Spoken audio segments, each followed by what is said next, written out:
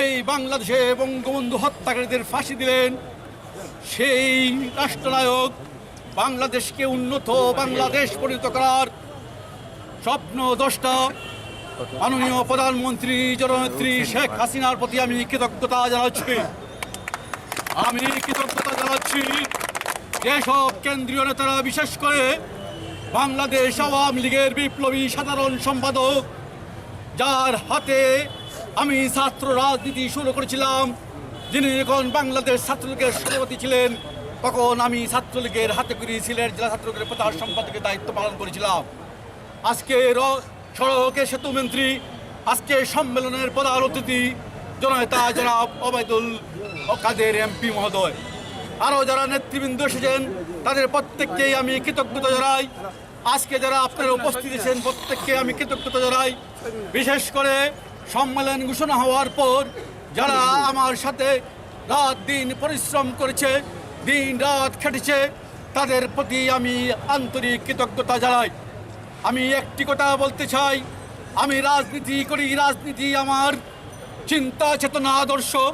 বঙ্গবন্ধু রাজনীতি প্রতিষ্ঠার ফেরিওয়ালা আমি অলিতে গলিতে ছাত্রলীগ করেছি। 91 সালে যখন আমি জেলা ছাত্রলীগের সাধারণ সম্পাদক তথা যুগ্ম আহ্বায়কের দায়িত্ব পালন করি, তখন ছাত্রলীগকে ধ্বংস করার জন্য, আওয়ামী লীগকে ধ্বংস করার জন্য কি হত্যা এবং ধ্বংসলীলা এই সিলেটে চলেছিল আপনার সবাই জানেন।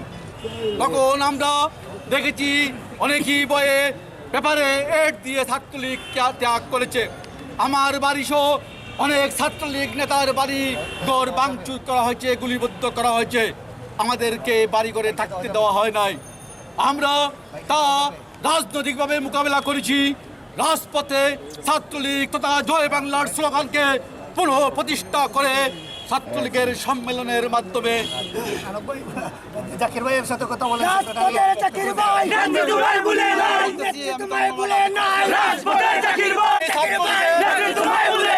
পাঁচটি কমিটিতে কাজ করেছি। এটা আমার সৌভাগ্য। আমার মনে হয় না বাংলাদেশ ছাত্রলীগ সিলেটের ইতিহাসে ভবিষ্যতে কেউ 5 কমিটিতে কাজ করতে পারবে না, সেটা আমি গর্ব করে বলতে পারি। কারণ আগেকার সময় সুযোগ হয়েছিল ছাত্রলীগ প্রতি বছর সম্মেলন হতো, নতুন নেতৃত্ব সৃষ্টি হতো। বিগত 12 বছর থেকে এই সিলেটে ছাত্রলীগের কোন সম্মেলন হয়। ছাত্রলীগ আওয়ামী লীগের প্রাণ। আমি বিশ্বাস করি সব কিছুর গতিশীলতার প্রয়োজন। শুধু মিডিল মিসিং এর মাধ্যমে রাজনীতি করলে হবে না, রাজনীতির গুণগত পরিবর্তন করতে হবে, আদর্শিকভাবে চালিত করতে হবে।